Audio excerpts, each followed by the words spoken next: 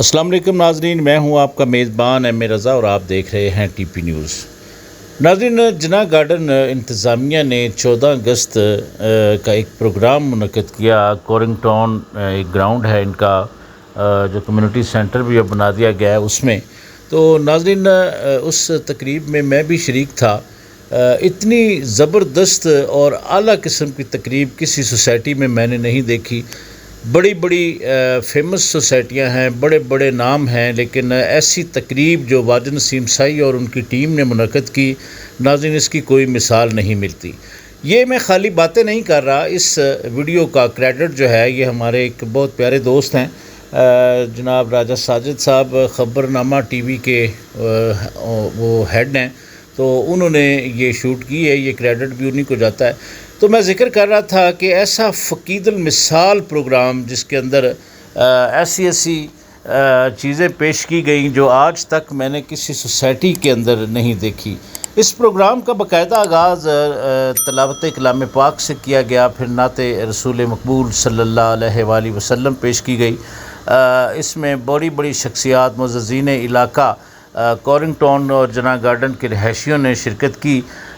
Major general Tahir مسعود بھٹا صاحب اور ان کی فیملی نے شرکت کو یقینی بنایا، اور اس میں بھی شریک تھا، میری بیٹی بھی تھی، میرا ایک امپلائی ہے وہ بھی تھا، چونکہ میرے کچھ گھر میں بیماری ہے تو زیادہ دیر میں وہاں نہیں رہ پایا۔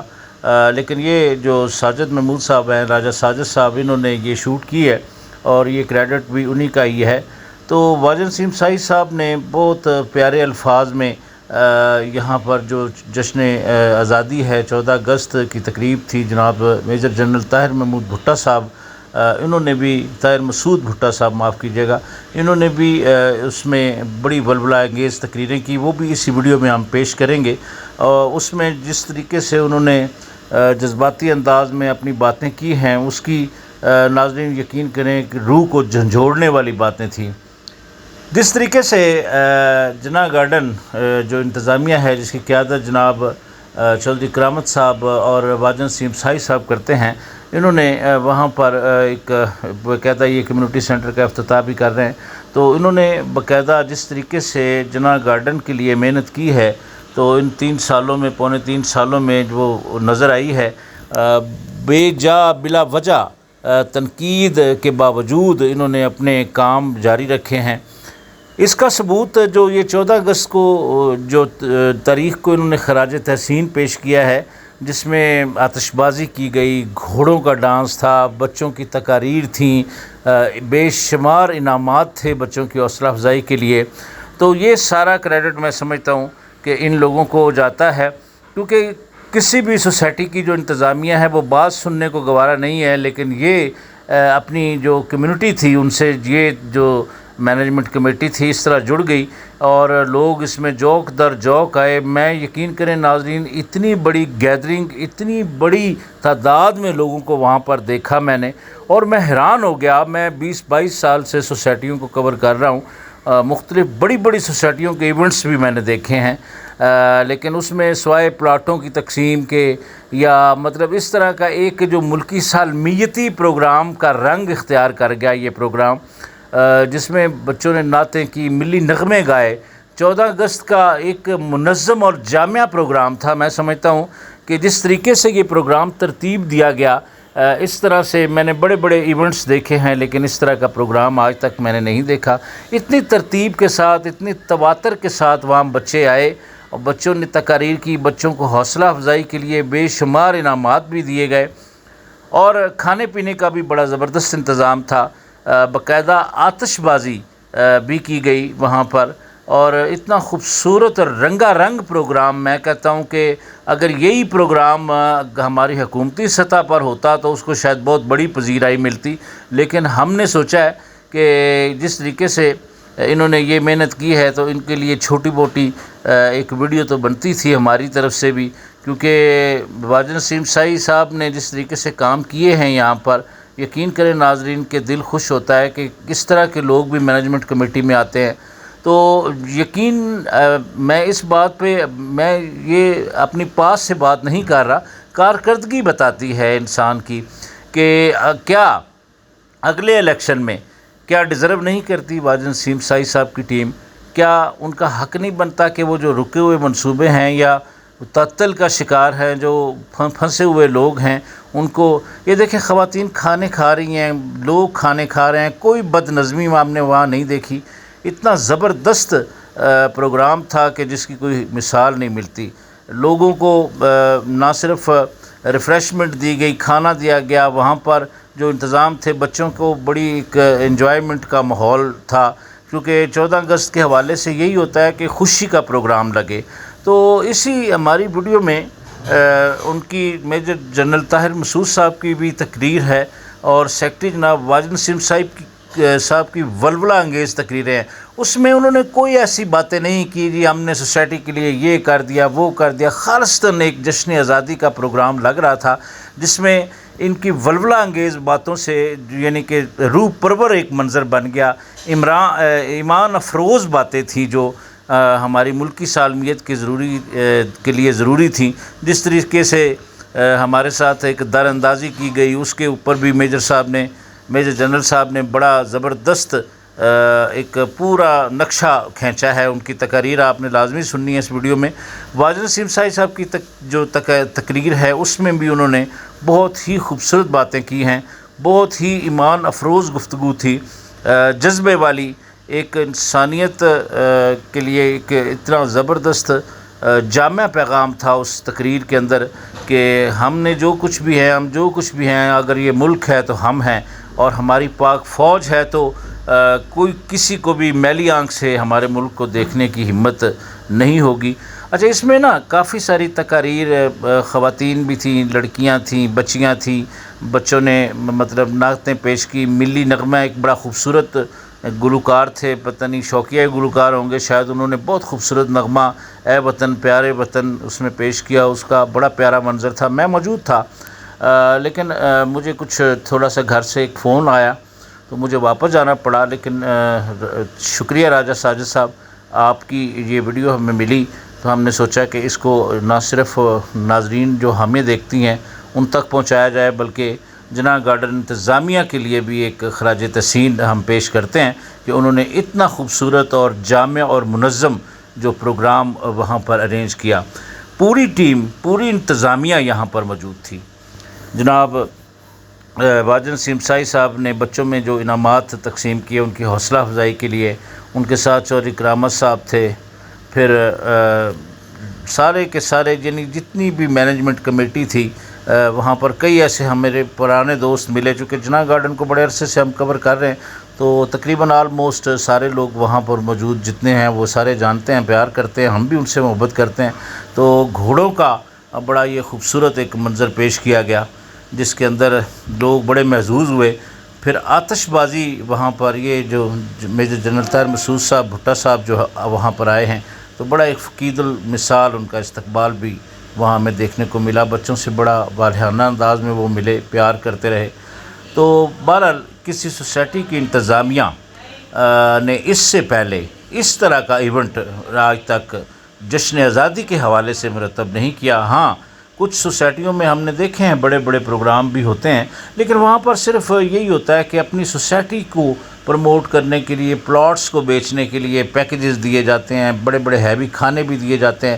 لیکن اس طرح ملک سے محبت دکھانی، یہ میرا خیال کریڈٹ جاتا ہے جناح گارڈن انتظامیہ کو، جس میں واجد نسیم سائی صاحب اور ان کی پوری کمیٹی، چودھری کرامت صاحب، ان کی پوری کمیٹی، مطلب جتنی بھی انتظامیہ کے ایگزیکٹو ممبران تھے، سیکرٹریز حضرات تھے، صدور تھے، سارے کے سارے وہاں پر شریک ہوئے.